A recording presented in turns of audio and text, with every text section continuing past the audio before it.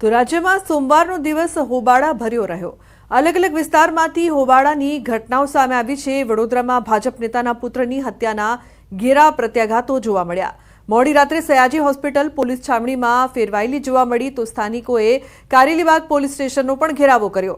જ્યારે આરોપી બાબરને ક્રાઇમ બ્રાન્ચની કચેરી લઈ જવાયો ત્યારે ટોળાએ વાન પર પથ્થરમારો કર્યો હતો। લોકો આરોપીને મારવા દોડતા પોલીસે સ્થિતિને કાબૂમાં લીધી।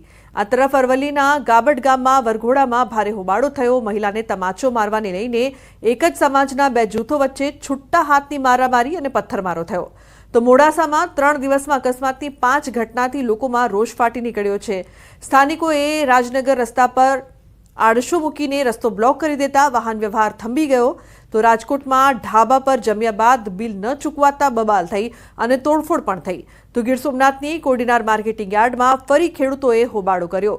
પાકના યોગ્ય ભાવ ન મળતા ખેડૂતોએ હોબાળો કરીને હરાજી બંધ કરાવી હતી। તો મોરબીમાં સ્થાનિકો દ્વારા રોડ રોકીને વિરોધ કરીને ચક્કાજામ કરવામાં આવ્યો છે। મોરબીના પંચાસર રોડ પરના સ્થાનિકોએ શ્યામ પાર્ક એક સોસાયટીનો રોડ મંજૂર કર્યા બાદ અનેક રજૂઆતો કરવા છતાં અધૂરા રોડનું કામ શરૂ ન કરતા સ્થાનિકો રોષે ભરાયા હતા। રહીશોએ રસ્તો રોકીને ચક્કાજામ કર્યો હતો। મંજૂર થયેલા રોડનું કામ તાત્કાલિક શરૂ થાય તેવી સ્થાનિકોની માંગ છે। જોકે સ્થાનિકોને સમજાવવા પોલીસ પહોંચી હતી પરંતુ સ્થાનિકોએ કહ્યું કે જ્યાં સુધી તેઓની માંગ પૂરી નહીં થાય ત્યાં સુધી આ રસ્તા રોકો આંદોલન ચાલુ જ રહેશે।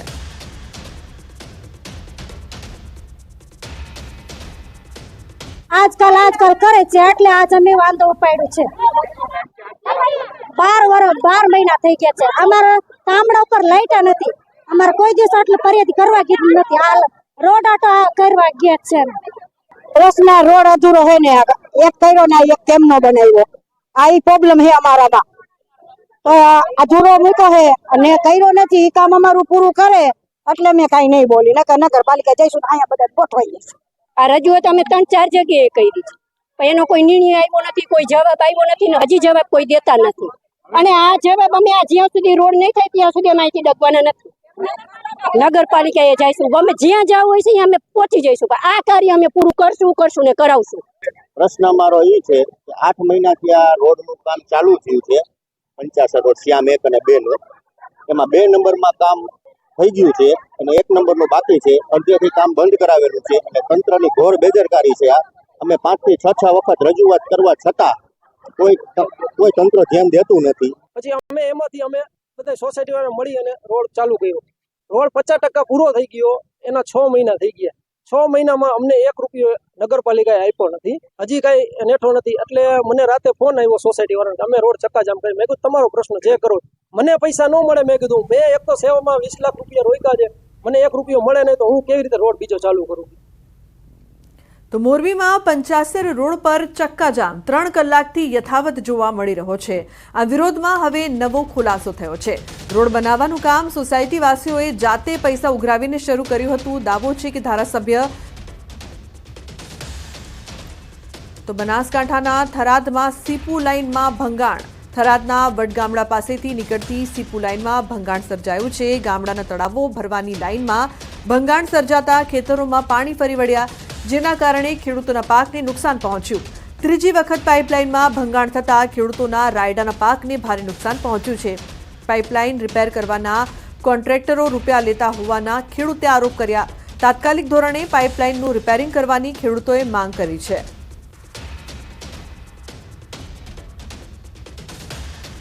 આ બીજી કે ત્રીજી વખતનો પાઇપલાઇન ફૂટી છે। કોઈ કોન્ટ્રાક્ટરના અધિકારીઓ બધા મિલી ભગતી હોય એવું લાગે છે।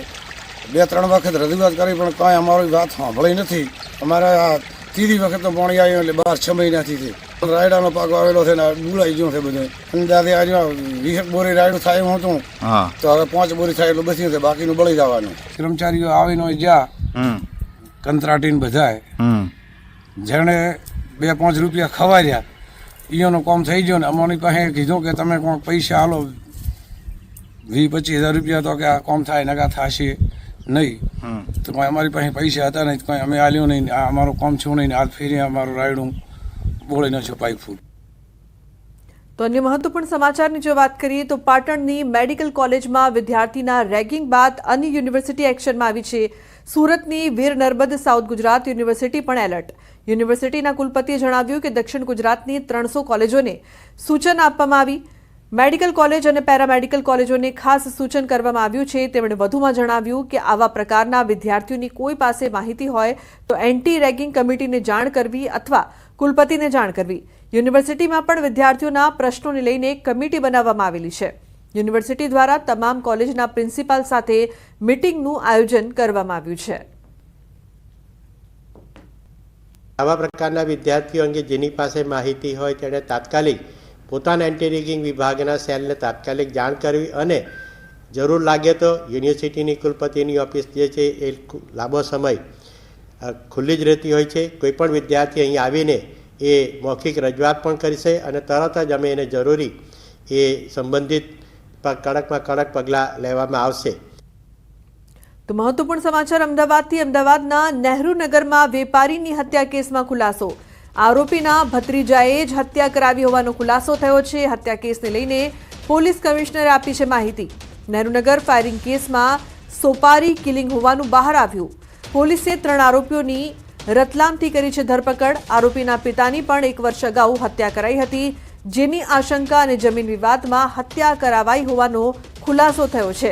પોલીસની પૂછપરછમાં આરોપીએ ગુનો કબૂલ્યો છે. કાકાએ જ પોતાના પિતાની હત્યા કરાવી હોવાની આરોપીને હતી શંકા. આરોપીએ 25 લાખની આપી હતી સોપારી. આરોપીઓને પકડવા પોલીસે બનાવી હતી અલગ અલગ ટીમો. સીસીટીવી અને હ્યુમન ઇન્ટેલિજન્સની પણ લેવાઈ છે મદદ. ત્યારે કેસને क्राइम ब्रांच में ट्रांसफर करायो है. हमने टीमें बनाई, सीसीटीवी वगैरह का एनालाइज किया, मोबाइल का जितने भी उसके क्लू थे ह्यूमन इंटेलिजेंस से क्लू लेके एक सेंसेशनल केस जो बना था उसको पुलिस ने डिटेक्ट कर लिया है और ये एक सुपारी किलिंग ये निकली है और जो मर गया जो मरण जनार जो बधा राम जी है उसी के भतीजे ने इसका मर्डर कराया है. ये अशोक ने सुपारी एक अनु राजपूत एक जो है उसको इन्होंने 25 लाख में सुपारी दी और अनु राजपूत और कुलदीप और एक अंकित भदौरिया ये 3 लोगों ने मिलके उस पर फायरिंग की और फायरिंग करके उसका मर्डर किया और हमारी टीम ने ये तीनों फिर यहाँ से मोटरसाइकिल जो सीसीटीवी में है वो भाग गए थे. उसके बाद हमारी क्राइम ब्रांच की टीम ने उनको ट्रैक किया और रतलाम के पास से उनको 3 को डिटेन किया. उनकी इंटेरोगेशन में उन्होंने गुनाह कबूल भी कर लिया है. તો બનાસકાંઠાના પાલનપુરમાં યુવકને વિદેશી કરન્સી મળી આવી છે. બજારમાંથી ખરીદેલા સ્વેટરમાંથી દક્ષિણ કોરિયાની કરન્સી મળી આવી. યુવકને સ્વેટરમાંથી 5300 યેન મળી આવ્યા. યુવક ધાનેરા આરોગ્ય વિભાગમાં હેલ્થ વર્કર તરીકે ફરજ બજાવે છે. રાહુલ નામના યુવક અને તેના પરિવારે આ વિદેશી ચલણને સરકારમાં જમા કરાવવાનો નિર્ણય લીધો. 5300 યેન બનાસકાંઠા જિલ્લા કલેક્ટર પાસે જમા કરાવશે. 300 રૂપિયા મેં સ્વેટર ખરીદી અને ઘરે આવ્યો ત્યારે મેં સ્વેટર પહેર્યું અને એ બધું ગીજાને જ્યારે જોયા તો ગીજામાંથી મને ખડખડ અવાજ આવ્યો. મેં ગીજામાં હાથ નાખ્યો તો ગીજામાં પરચુરણ હતી અને પૈસા જોયા તો આ નોટ સાઉથ કોરિયાની છે. તો સુરતના રત્ન કલાકારે 9 લાખની કારમાં શરૂ કર્યો દહીંવડા વેચવાનો વ્યવસાય. હીરા ઉદ્યોગમાં સતત મંદીનો માહોલ છવાયો છે, જેથી અનેક રત્ન કલાકારો મુશ્કેલીમાં મુકાયા છે. ત્યારે વિક્કી સોની નામના રત્ન કલાકારે હીરામાં મંદીના કારણે નોકરી છૂટી જતા પોતાની મોંઘી કારમાં દહીંવડાનું વેચાણ શરૂ કર્યું છે. રત્ન કલાકાર આર્થિક તંગીમાં નાસપાસ થયા વિના દહીંવડાનો વ્યવસાય કરી પોતાના પરિવારનું ગુજરાન ચલાવી રહ્યો છે. જો કે વર્ષ 2022માં વિક્કીનો પગાર 30,000 રૂપિયા હતો. હીરામાં સારો પગાર હોવાના કારણે તેણે 2021માં 9 લાખ રૂપિયાની ટાટા પંચ કાર લીધી હતી, પરંતુ ત્યારબાદ એકાએક જ આવેલી મંદીમાં રત્ન કલાકારની નોકરી છૂટી ગઈ હતી. બહુ મંદી ચાલતી હતી ડાયમંડમાં. એના લીધે સર અમે પોતાનો ધંધો કરવાનો વિચાર્યું અને આજે મેં સર દહીંવડાનો ધંધો કરું છું. 9 લાખની ગાડીમાં તો સર એવું છે કે એ સમયે લેવાઈ ગઈ હતી મારાથી. ત્યારે સિચ્યુએશન સારી હતી, ત્યારે એટલું મંદીની નહીં હતી. પણ ધીરે ધીરે સર ડાયમંડમાં મંદી આવવા લાગી ગઈ, ગાડીનો હપ્તા ભરવા મુશ્કેલ થઈ ગયા હતા. તો એ પછી સર મેં વિચાર્યું કે કંઈ ધંધો ગાડીમાં સ્ટાર્ટ કરી અને આજે સર મારું સારું ચાલે છે 2 વર્ષ. તો બુલેટિનમાં હાલ રોકાઈશું એક બ્રેક માટે. આપ જોતા રહો ન્યૂઝ 18 ગુજરાતી.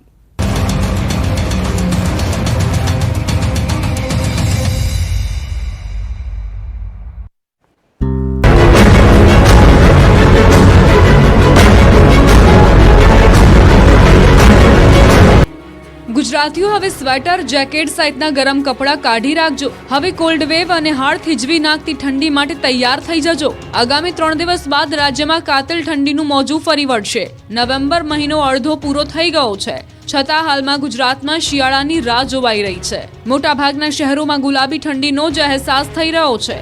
તાપમાનનો પારો 14.8 ડિગ્રીથી નીચે ઉતર્યો જ નથી. ત્યારે હવામાન વિભાગે 3 દિવસ પછીથી કડકડતી ઠંડીની આગાહી કરી છે. આગાહી અનુસાર રાજ્યમાં આગામી 19 નવેમ્બરથી હાડ ગગડાવતી ઠંડીની અસર જોવા મળશે. ઉત્તર ભારતમાં હિમવર્ષા થતા ગુજરાતમાં પવનની દિશા બદલાઈ ગઈ છે. ઉત્તર પૂર્વના પવનના લીધે ઠંડીમાં વધારો થશે, જેની અસર 3 દિવસ બાદ જોવા મળશે. ઠંડીનો ચમકારો વધશે. 3 દિવસ બાદ અસલ શિયાળાની ઠંડી શરૂ થશે. જો કે ડિસેમ્બરમાં હાડ થીજવતી ઠંડી પડશે. ઉત્તર ભારતમાં હિમવર્ષાના પગલે હવે ઠંડી ભૂક્કા બોલાવશે, એટલે સ્વેટર કાઢી રાખજો. તો અંબાલાલ પટેલે આગાહી કરી છે કે 23, 24, 25 નવેમ્બરે મજબૂત પશ્ચિમી વિક્ષેપ આવવાની શક્યતા છે. પશ્ચિમી વિક્ષેપના કારણે ન્યૂનતમ મહત્તમ તાપમાન ઘટવાની શક્યતા છે. હાલમાં સાંજે, રાત્રે અને સવારે ઠંડીનો અહેસાસ થઈ રહ્યો છે. જો કે દિવસે સૂરજ માથે ચડતા ગરમીનો અહેસાસ થઈ રહ્યો છે. સૌથી ઓછું તાપમાન ગાંધીનગરમાં 14.8 ડિગ્રી નોંધાયું. आने वाले दिन में 2 से 3 डिग्री सेंटीग्रेड डाउन होने का पूर्वानुमान दिया गया है. ગુજરાતમાં ઠંડીએ ધીમા પગલે અસલી મિજાજ બતાવવાનું શરૂ કરી દીધું છે. મોટાભાગના શહેરોમાં ઠંડીનો પારો ગગડી રહ્યો છે. 17 ડિગ્રીની નીચે પારો પહોંચી ગયો છે. ઠંડીનો રાઉન્ડ શરૂ થઈ ગયો છે. વહેલી સવારે અને રાત્રે હવે સ્વેટર કે ગરમ કપડાં પહેરીને જ બહાર નીકળવું પડે તેવી ઠંડીનો અહેસાસ થઈ રહ્યો છે. હવામાન વિભાગે પણ 3 દિવસમાં કાતિલ ઠંડી પડવાની આગાહી કરી છે. ત્યારે આગાહીકાર અંબાલાલ પટેલે ચોંકાવનારી આગાહી કરી. ઠંડીની ઋતુમાં રેકોર્ડ બ્રેક ઠંડી ઉપરાંત માવઠાની પણ ચોંકાવનારી આગાહી અંબાલાલે કરી છે. આગાહીકાર અંબાલાલ પટેલના અનુમાન મુજબ આ વખતે સ્વેટરની સાથે રેઇનકોટ પણ રાખવો પડશે. 20મી નવેમ્બરથી ગુજરાતમાં ઠંડીનો ચમકારો વધશે. ઉત્તર ગુજરાતના ભાગોમાં ઠંડીનો ચમકારો વધશે. તો નવેમ્બરના અંતમાં ગુજરાતમાં થઈ શકે છે હળવું માવઠું. ડિસેમ્બર અંતમાં પણ ગુજરાતમાં થઈ શકે છે માવઠું. 22 થી 27 નવેમ્બરે બંગાળ ઉપસાગરમાં ચક્રવાત થઈ શકે. ચક્રવાતની અસર મહારાષ્ટ્ર, ગુજરાત સુધી થઈ શકે. માર્ચ એપ્રિલમાં પણ ગુજરાતમાં માવઠું થઈ શકે. સુરતના માંગ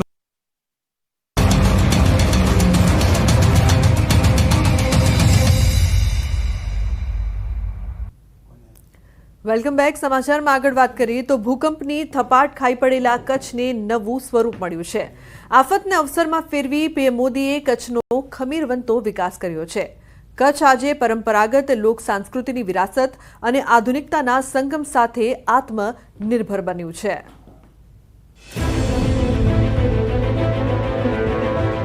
ભૂકંપની થપાટ ખાઈ પડેલા કચ્છને નવું સ્વરૂપ મળ્યું છે. આફતની અવસરમાં ફેરવી પ્રધાનમંત્રી મોદીએ કચ્છનો ખમીરવંતો વિકાસ કર્યો છે. ઉત્સવો અને મેળાથી કચ્છને ફરી ધબકતું કર્યું છે. પ્રધાનમંત્રી મોદીએ કચ્છીઓના વિકાસ માટે અનેક અવસર પૂરા પાડ્યા છે. કચ્છના સર્વગ્રાહી વિકાસને વાસ્તવિક બનાવ્યો છે. કચ્છના વિવિધ કલાના કારીગરોએ દેશ વિદેશમાં નામના મેળવી છે. ખાસ કરી કચ્છની વિવિધ કુટીર ઉદ્યોગની દેશ વિદેશમાં બોલબાલા છે. કચ્છ આજે પરંપરાગત લોક સાંસ્કૃતિક વિરાસત અને આધુનિકતાના સંગમ સાથે આત્મનિર્ભર બન્યું છે.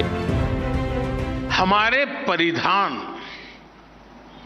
हमारा पहनावा हमारी पहचान से जुड़ा रहा है.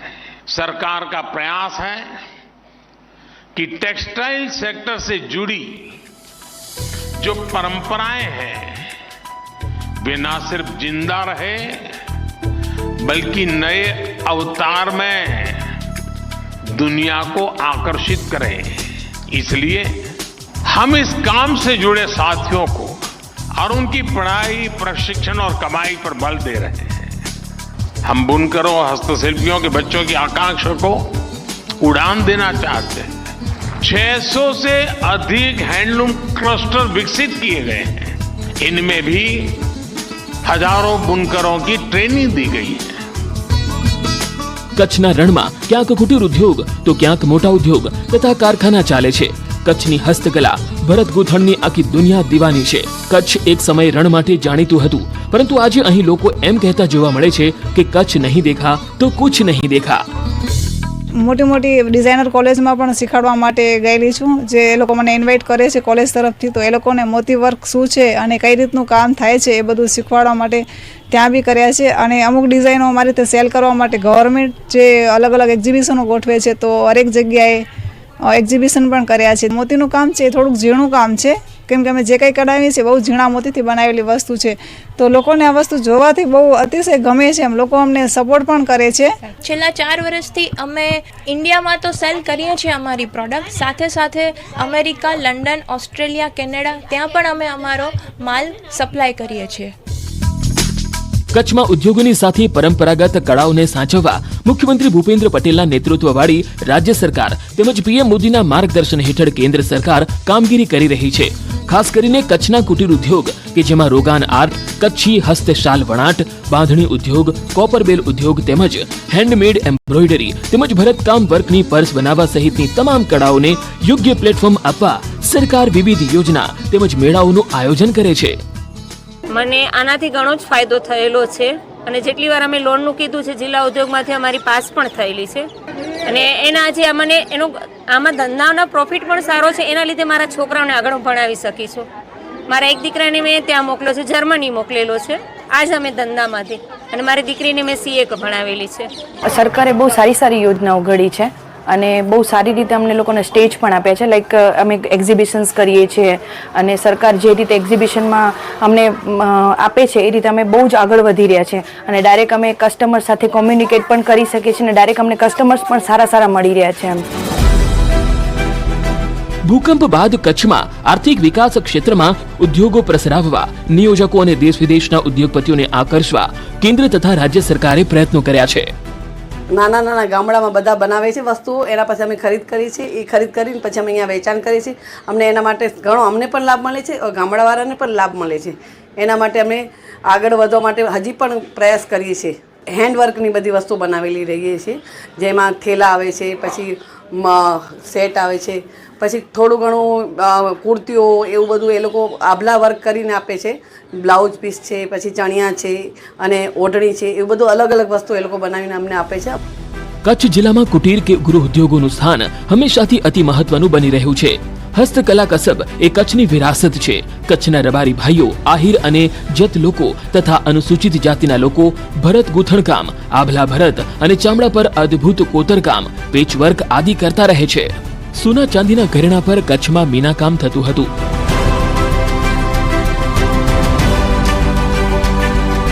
કચ્છના હસ્તકલાના કારીગરોએ વિવિધ સરકારી યોજનાઓનો લાભ લીધો છે અને રોજગારી મેળવી આત્મનિર્ભર બન્યા છે. કચ્છની હસ્તકલાનો ડંકો હવે વિશ્વમાં વાગશે. આમ ભીષણ ભૂકંપ બાદ કચ્છનો સર્વાંગી વિકાસ થઈ રહ્યો છે, જેમાં ઉદ્યોગ ક્ષેત્રે મોખરે રહ્યું છે.